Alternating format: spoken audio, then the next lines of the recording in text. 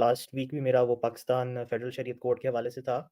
इस हफ़्ते भी जो है ना वो एक जजमेंट के हवाले से मैं पूछना चाह रहा था। तो एक और जजमेंट है इसकी पाकिस्तान फेडरल शरीयत कोर्ट की, उसके अंदर उन्होंने ये कहा है कि जो 18 इयर्स ऑफ एज है ना, वो एक किस्म का मैरिज के लिए लीगल एज सही है, मतलब कि 18 से कम नहीं हो सकती। तो क्वेश्चन मेरा ये है कि ये जो जब आपकी प्यूबर्टी की एज होती है, बलूगत की उम्र होती है, जब जिस तरह मर्दों की निशानी ये है कि उनके बाल आना शुरू हो जाते हैं, तो क्या ये शरीयत के अंदर जब इस तरह बलूगत आती है तो मेंटल मैच्योरिटी भी आ जाती है या फिर मेंटल मैच्योरिटी बाद में आती है बलूगत के बाद? तो क्या इस्लाम में ये है कि दोनों चीज़ें इकट्ठी आती हैं या दोनों चीज़ें वक्फे से आती हैं? ये अगला सवाल है। अच्छा, 37 नंबर है हसन भाई का, हसन तारिक भाई का। मुल्तान से पूछे, क्या इस्लाम में मेंटल मैच्योरिटी के लिए कोई एज की लिमिट का कॉन्सेप्ट है? नहीं, इस चीज़ को तो कोई एड्रेस नहीं किया गया। ये बात ज़रूर है बुखारी में कि 3 लोगों से अल्लाह ने कदम उठा लिया है। एक जो मजनून है, सोया हुआ शख्स और नाबालिग। आप ये पूछ सकते हैं कि बलूगत की उम्र क्या है, तो वो बुखारी मुस्लिम में आई है 14 साल कमरी एतबार से। और वो जो अलामात बलूगत हो जाती हैं, बाकी ज़हनी बलूगत तो पर्सन टू पर्सन वेरी करती है। उसके लिए तो कोई थर्मामीटर ही नहीं है और ना ही उसके लिए कोई उम्र बताई जा सकती है। उम्र कैसे बता दें? इसकी तो उम्र हो ही नहीं ना सकती। ज़हनी बलूगत की कैसे कोई उम्र बता सकता है? बाज़-औक़ात 40-50 साल के लोग हैं और वो ज़हनी तौर पे बच्चों की तरह हैं और बाज़-औक़ात 12-13 साल के बच्चे हैं, वो बड़ों से ज़्यादा समझदार हैं। तो इसलिए इस्लाम ने क्यों इसकी उम्र बतानी थी? उम्र तो तब बताई जाए जब उम्र हो। हाँ, जनरल जो है वो जो नॉर्मल इंसान है वो 14 साल की उम्र में बालिग हो जाता है और मर्द ऑलमोस्ट। बाकी ज़हनी बलूगत के एतबार से जो दुनिया ने लर्न किया है इतने सालों में वो तो ऑलमोस्ट 18 साल की उम्र ही है। इसीलिए दुनिया में मेजॉरिटी मुल्कों के अंदर जो गाड़ी का या मोटर बाइक का लाइसेंस है और शनाख्ती कार्ड वाले मामलात वो 18 साल की उम्र है। तो ठीक है, मेरा ख़्याल है जो लोगों ने अपने तजुर्बात से सीखा है वो रिलायबल चीज़ है। तो आप 18 साल ही समझें इसको। जी, नेक्स्ट। इधर एक दोस्त है मेरा, उसने जो है यानी हमारे सामने बोल दिया है कि मैंने अपनी बेगम को तलाक दे दी है। अच्छा। अभी अभी जो लड़की का भाई है ना, वो भी बोलता है कि इसने दे दिया, मगर वो आदमी बोलता है कि मैंने अपनी बेगम को तलाक नहीं दी। अभी ये पूछना है कि कितने किसकी बात कितनी दफ़ा कहा जो है मानी जाए? कितनी जी? दफ़ा कहा उसने कितनी दफ़ा उसने कहा है तलाक का कि दे दी है? भाई एक दफ़ हमारे सामने तो 2 दफ़ा उसने बोला। क्या हुआ? हमारे सामने उसने 2 दफ़ा बोला है, इधर ही, अच्छा। क्योंकि वो भी इधर बाहर होता है ना।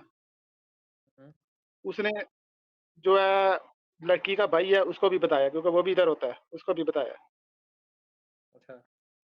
अभी वो खुद बोलता है कि मैंने नहीं दी। अभी ये है कि किसकी बात मानी जाएगी? वो बोलता है मैंने अपनी जो है ये बीवी, उसको मैंने कुछ नहीं बोला, मगर उसका भाई बोलता है नहीं, इसने मैसेज कर दिया उसको। नेक्स्ट क्वेश्चन नंबर 34 है रमीज भाई का, सऊदीया से पूछ रहे हैं, मेरे दोस्त ने सऊदीया में सबके सामने 2 दफ़ा अपनी बीवी को तलाक दी थी और उसके भाई को भी बताया था। तो बाद में वो मुकर गया कि मैंने जो है वो वाइफ को नहीं बोला था, मतलब किसी के सामने बोला था, तो क्या इससे तलाक हो जाती है?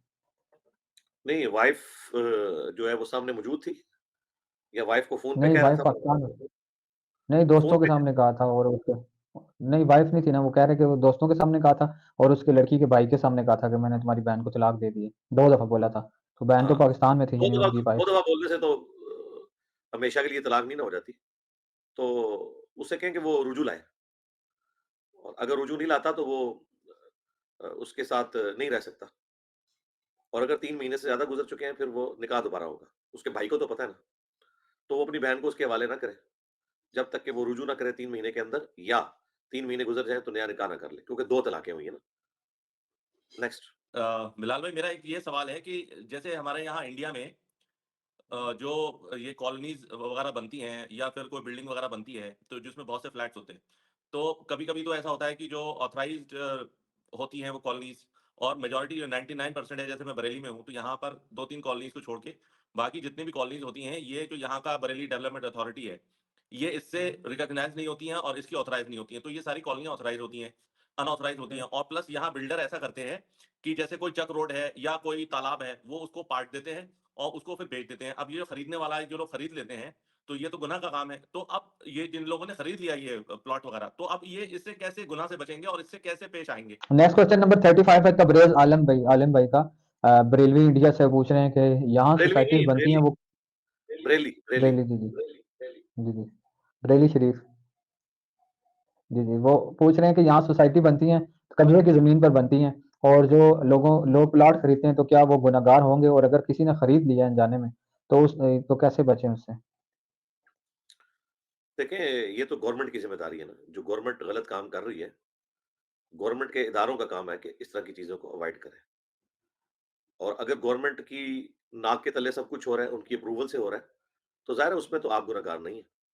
और अगर कोई गैर कानूनी जगह है, तो ज़ाहिर है फिर तो गवर्नमेंट वहाँ पे आपको मकान बनाने भी नहीं देगी। यकीनन कोई लीगलाइज़ उन्होंने किया होगा, जब लीगलाइज़ वो कर दें तो फिर वो गैर कानूनी नहीं रहता, ये ज़हन में रखिएगा। अगर गैर कानूनी है, तो फिर आप कोर्ट में जाएँ और वो सारी बिल्डिंगें गिरवाएँ और अगर कोर्ट नहीं गिरवाती बिल्डिंग्स और उनको वो कानूनी शक्ल के तौर पर एक्सेप्ट करती है, तो फिर आपके ऊपर कोई कदगन नहीं है, आपने ले लिया तो आप कंटिन्यू करें। नेक्स्ट। यार मेरा सवाल ये है कि जैसे इंडिया में हिंदू हैं, ठीक है? तो उनके ऊपर एक हिंदू मुसल्लत है, मतलब कि अच्छा। हुक्मरान सिस्टम के ऊपर, मतलब कि जो उनको लेके चल रहा है। ईसाई हैं, उनके ऊपर एक ईसाई मुसल्लत है, जो उनकी अपनी कौम को लेके चल रहा है। तो हम एज़ अ मुस्लिम हैं, तो हमारे ऊपर ऐसा हुक्मरान कट्टर, ठीक है? या जो हम उम्मत मुसलमा को लेके चले, अभी तक क्यों नहीं? और पहले है था या नहीं था है? और आगे आएगा या नहीं आएगा? आगे तो आएगा, मतलब लेकिन कब? नेक्स्ट क्वेश्चन नंबर 36 है नबील भाई का यूएई से। वो पूछ रहे हैं कि हिंदुओं में हुक्मरान हैं जो उन पे मुसल्लत हैं और यहूदियों में भी हैं हुक्मरान जो उन पे मुसल्लत हैं और उनकी बात मानते हैं। तो मुसलमानों में कब हुक्मरान आएगा भी या नहीं, जब मुसलमान एक होंगे? नहीं, मुसलमानों पे भी मुसलमान ही मुसल्लत है। हम तो हुक्मरानों को मुसलमान ही समझते हैं। सऊदीया हो, पाकिस्तान हो, टर्की हो, ईरान हो, हुक्मरान मुसलमान ही है। इसमें तो कोई ऐसी दूसरी राय नहीं है। रहा आपका ये कहना कि प्रैक्टिसिंग मुसलमान जो दीन के मुताबिक चल रहे हो, तो भाई जो हिंदुओं के ऊपर भी हुक्मरान है, वो भी कोई अपने दीन के मुताबिक को नहीं चल रहे हैं। हमें कोशिश करनी है कि हमने अवाम-उन्नास की इस्लाह करनी है और फिर ये इस्लाह जब बड़े लेवल की होगी तो इंशाअल्लाह हुकूमती लेवल के ऊपर भी अच्छे आदमी ऊपर आ जाएँगे। इकामत दीन के हवाले से मेरी वीडियो देख लें आप, तो इंशाअल्लाह आपको हमारा मौक़िफ़ इस हवाले से क्लियर हो जाएगा इंशाअल्लाह।